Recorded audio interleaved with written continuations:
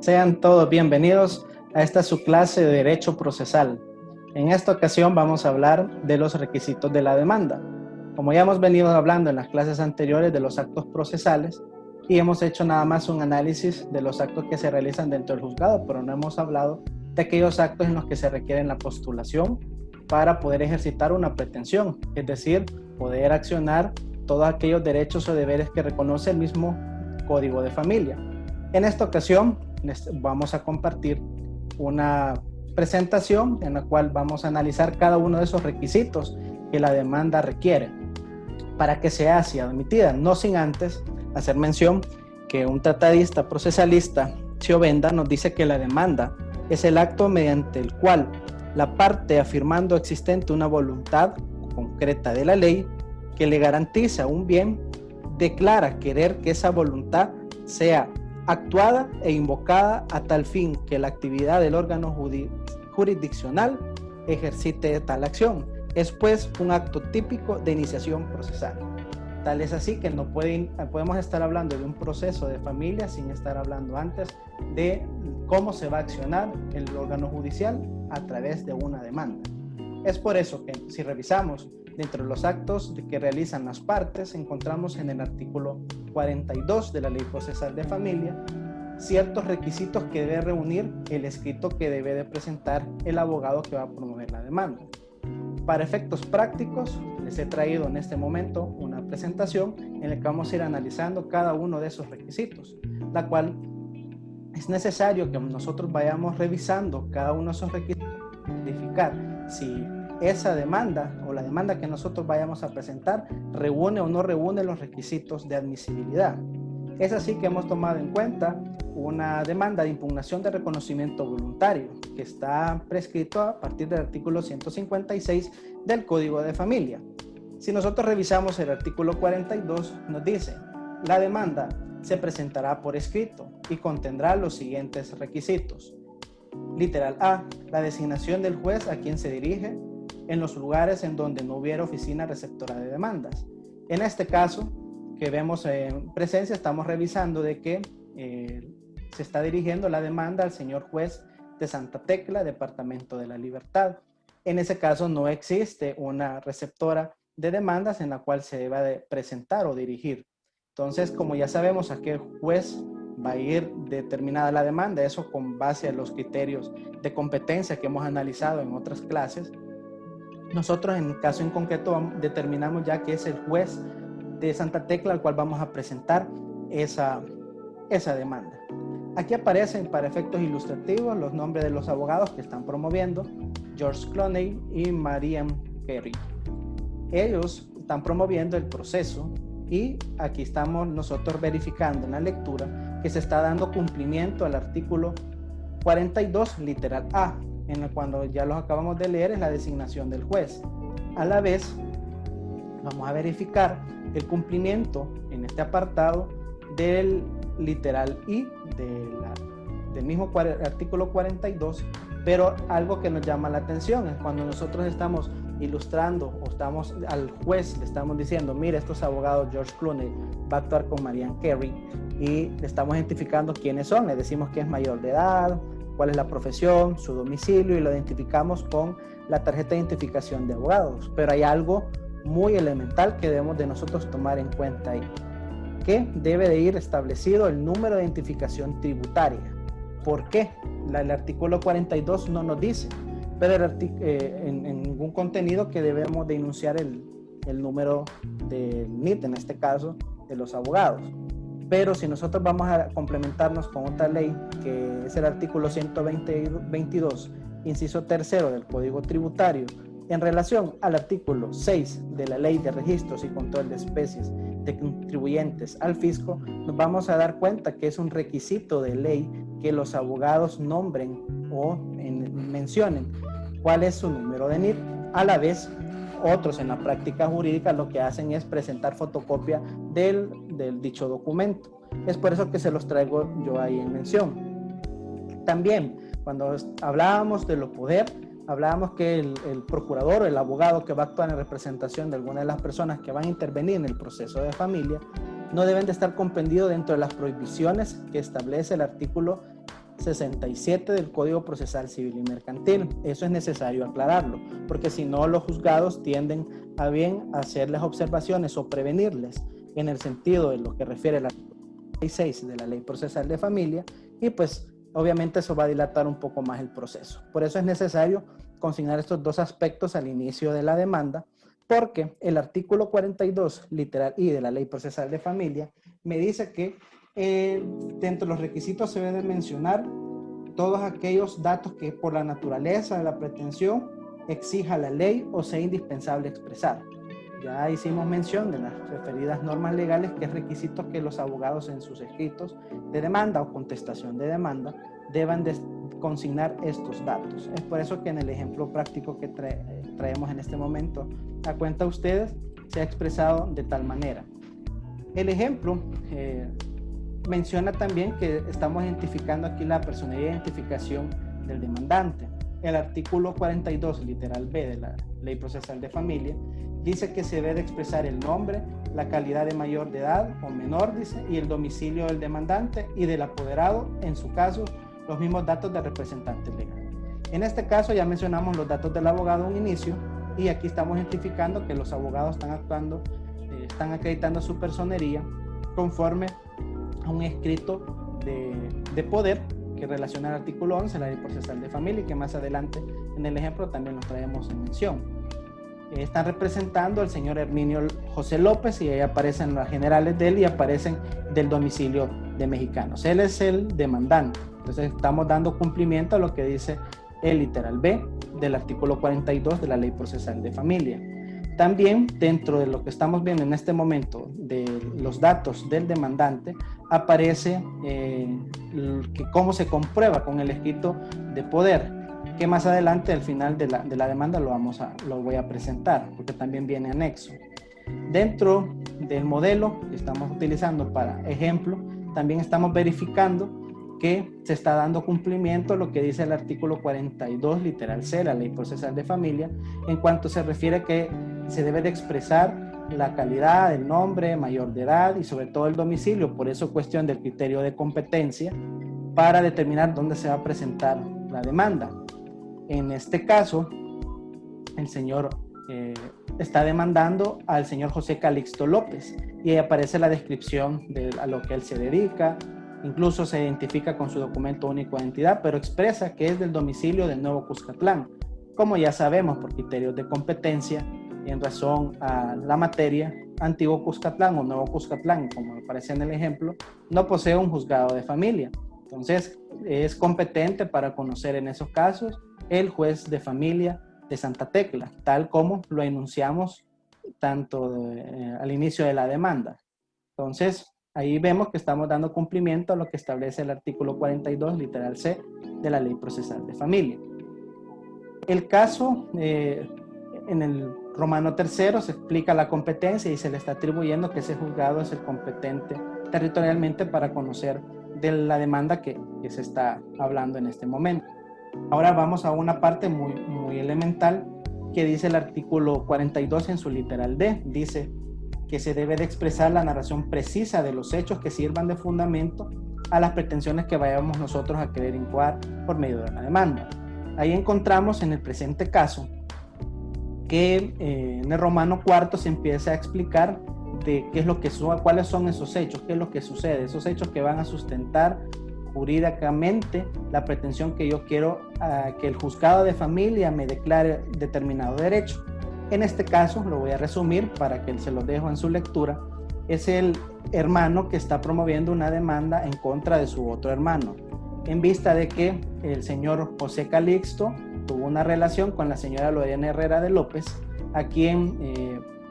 procrearon un hijo en común, que aquí denominaremos para efectos prácticos que es el niño Carlitos López Herrera. Y ahí aparece la fecha en la que nació. ¿Qué es lo que sucedió? Aquí dice en la demanda que el día 24 de diciembre del año 2017, a eso de las 11 de la noche, dice mi patrocinado, entendiéndose que es el demandante,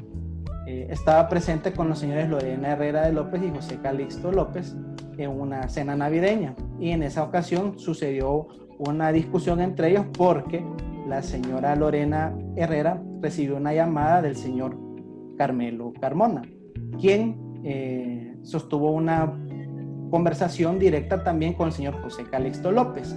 en la cual le dijo que el hijo que la señora había tenido era de él. Y ahí comenzaron los pleitos y a dudar de la paternidad que en un momento el señor José Calixto había reconocido por el niño Carlitos, lo cual puso en disputa y ese pleito, y ahí detalla con lujo y detalle qué es lo que sucedió en esa noche, qué es lo que se dijeron, cómo se dio cuenta el demandante que el señor José Calixto tenía un problema marital, es decir, su hermano, por qué dice que tuvieron un pleito, puesto que él estaba presente en la discusión y que la llamada que recibió del señor Carmelo Carmona fue recibida con altavoz, y etcétera, etcétera. Otros datos que los invito a que lo lean para que comprendan bien la historia.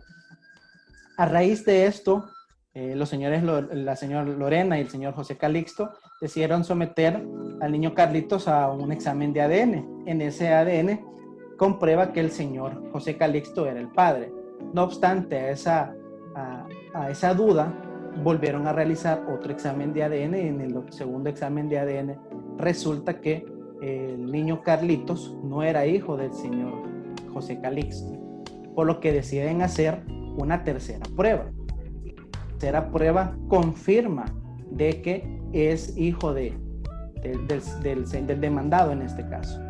Si nosotros observamos en este caso, el demandante es un tercero interesado, tal cual como lo menciona el artículo 156 del Código de Familia. Por tanto, tiene habilitación procesal para poder promover este proceso, alegando un interés legítimo. El interés legítimo que aparece aquí en la relación de los hechos es referente a que tanto el demandante como el demandado tienen un bien en común que fue dejado en herencia, el cual aparece incluso hasta la valoración del inmueble en cuanto está evaluado, y por tanto el dicho inmueble fue dejado por la madre de los dos, en el que instó que no se puede vender, sino que iba a ser traspasado a los hijos de estos. Entonces, a efecto de poder resguardar esa voluntad sobre ese inmueble, y siendo que el único hijo en ese caso es el niño Carlitos López, que podía ser en ese momento, si ellos así lo desean, dejarlo como heredero, a raíz de la petición de la herencia de la abuela de él, siendo que existe una duda razonable que no es el hijo legítimo, o sea, sí es hijo legítimo, pero no es hijo biológico según la discusión que se tuvieron. Entonces, para dilucidar esa situación, deciden promover la impugnación del reconocimiento voluntario por un tercero interesado. Él es el que está promoviendo el proceso. ¿Por qué no lo promueve en este caso el demandado? Porque la misma ley, recordemos que el Código de Familia dice que el reconocimiento voluntario no se puede impugnar, y el padre no le nace el derecho, sino que es un tercero interesado, y él ha aprobado, como vamos a leer aquí, los argumentos de las pretensiones, cuáles son, por qué es el interés legítimo que él tiene. Los invito a que lo leamos. Entonces, en toda esta parte narrativa de los hechos, incluso se ha relacionado a algunos aspectos ya resueltos anteriormente por la Cámara de Familia de la sección del centro, es que el demandante decide promover la demanda en ese momento, alegando, fundamentando jurídicamente los hechos que antes le he expresado. Con toda esa narrativa que encontramos ahí, vamos a darnos cuenta que se está cumpliendo con lo que establece el artículo 42 en su literal D. A la vez, se está cumpliendo lo que dice el artículo 42 en su literal E, que dice que la pretensión debe ser expresada con claridad y precisión. Es por eso que ahí vamos a encontrar días y horas y situaciones en las cuales que no bastan que se planteen únicamente la demanda, sino que va a ser necesario que se vayan a probar allá en audiencia. Es por eso que el literal F del mismo artículo 40 procesal de familia me consigna que el ofrecimiento y determinación de los medios de prueba que el demandante pretenda hacer valer. Vamos a encontrar acá en este modelo que existe un ofrecimiento y determinación de los medios de prueba, que con ellos se está dando cumplimiento a lo que dice el artículo 42 literal F. Para tal efecto se presenta prueba testimonial, en el cual se declara que se ofrece en un primer momento, según el formato que estamos verificando, una declaración de propia parte, pero también se hace referencia a otros requisitos que la ley menciona, como el artículo 44 de la Ley Procesal de Familia y el artículo 288 del Código Procesal Civil y Mercantil, lo cual los invito a que lo revisen posteriormente. Vamos determinando en modelo la medios de prueba testimonial, decimos que va a llegar fulanito de tal a declarar, que en este caso particular va a llegar el señor Carmelo Carmona, quien es, si ustedes recuerdan en la historia, es el que le alegó al señor demandado que no era el padre porque habían sostenido relaciones sexuales con la señora Lorena Herrera. Entonces él, en este caso, comparece como testigo, aunque también podría ser un interesado en el proceso, porque tal vez él tiene la voluntad de querer desplazar la paternidad que existe sobre el señor José y poder posteriormente a este proceso reconocer voluntariamente al niño Carlitos como su hijo. Pero en este caso él va a aparecer como testigo clave de lo que sucedió, porque él fue el que lo dijo y pues sí se prestó para poder hacer este tipo de proceso. En la prueba documental aquí vamos a encontrar que van separadas por literales, eso para efectos prácticos, en el cual se empieza a detallar qué es lo que va a ir acompañado de esta demanda. Se dice que el escrito de poder, se dice que las certificaciones de partida de nacimiento del niño, del señor José Herminio, del niño Carlito, de la mamá, del demandante, a efecto de probar el vínculo filial que existe entre los señores Lorena y José Calixto y el niño. Y también probar el vínculo parental que existe con el demandante. Entonces ahí se especifica por qué se presentan cada una de esos documentos para darle mayor validez a la demanda. Y ahí van detallados según lo que se dice en la exposición de los hechos, así va contemplado en el numeral, en los literales de la prueba que va anexada a la demanda. Con eso es necesario, sobre todo llegamos a esta parte en la que se está haciendo una solicitud de ADN, eso lo va a hacer el juzgado en su momento al Instituto de Medicina Legal para que practique el examen, pero también, como ya se relacionó de que se hicieron 3 pruebas de ADN particulares, también en el formato de demanda se dice que se anexa. También se explica para qué servirá y como les digo, eso sirve para poder sustentar las partes de los hechos de la misma demanda. También aquí agregamos la fotocopia certificada de tarjeta de identificación tributaria, como los hablábamos al inicio del video, y documento único de identidad para acreditar la identidad de las personas que ahí aparecen. No sin antes también se aclara, ¿verdad?, en este caso, que se está dando cumplimiento a lo que dice el literal I del artículo 42 respecto a los medios de prueba que se acredita que son útiles, pertinentes, conducentes para efecto de que se le dé mayor validez a la prueba que se está realizando. Como parte de la materialización del derecho de petición que nos habla el artículo 18 de la Constitución, en la parte final de la demanda agregamos cuáles son esos elementos que nosotros queremos que el juzgado valore, que me admita la demanda. No podemos venir en esta parte y decir que se resuelva el juez conforme a lo de derecho corresponda, porque estamos viendo aquí que la materialización de presentar la demanda constituye la configuración de aquel principio de disposición. En este caso, el juez no puede de oficio venir y resolver un petitorio de los hechos que no se hayan expuesto o no se hayan pedido. Entonces es necesario que nosotros le dejemos claro al juez, mire, yo quiero esto, esto y esto, que seamos bien puntuales. Aunque suene redundante, que en los hechos ya hayamos solicitado lo que nosotros estamos promoviendo, pero en la parte petitoria es como la conclusión de eso. Entonces es preciso que nosotros seamos más que específicos en esta parte. Y le decimos que nos admita la prueba, que se emplace y notifique al señor fulano de tal, y que ahí les pedimos, en este caso, se expresa de que el señor José Calixto López es empleado público y que trabaja en un hospital nacional, entonces le pedimos que aplique lo que dice el artículo 64 del Código Civil como uno de aquellos criterios de competencia especiales que hemos analizado anteriormente, y por ser empleado público también se le puede emplazar en ese lugar. Le pedimos que ordene la práctica de las muestras o corporales en el señor José Calixto y el niño Carlitos, a efecto de que el Instituto de Medicina Legal en su momento le practique ese análisis, lo cual va a servir para poder desvirtuar la paternidad legal establecida y determinar que biológicamente pues es lo que espera el demandante, no son vinculables. A la vez se le pide que una vez se tengan los resultados, que el juez señale la audiencia en el cual se desplace la paternidad del señor José Calixto, y le relacionamos que dónde está establecida esa paternidad. Le decimos que está establecida con lo que legitimamos nosotros la causa, la certificación de partida de nacimiento del niño Carlitos López Herrera, y le pedimos que asiente una nueva desplazando esa paternidad. Que una vez ejecutoriada esa sentencia, pues se libren los oficios de ley. Estamos siendo específicos en todo lo que el juez tiene que hacer, aunque él ya lo sabe, pero nosotros tenemos que decirle esto quiero como parte de mi derecho de petición. Ya para ir finalizando, el artículo 42, literal G de la Ley Procesal de Familia, me dice que debo de designar el lugar para recibir notificaciones. En el modelo nosotros vemos que hemos señalado un medio electrónico, una dirección para recibir las notificaciones. Eso es un requisito en el cual se debe hacer, porque si no se nos va a notificar por tablero, nosotros nunca vamos a saber la situación jurídica del proceso que estamos promoviendo.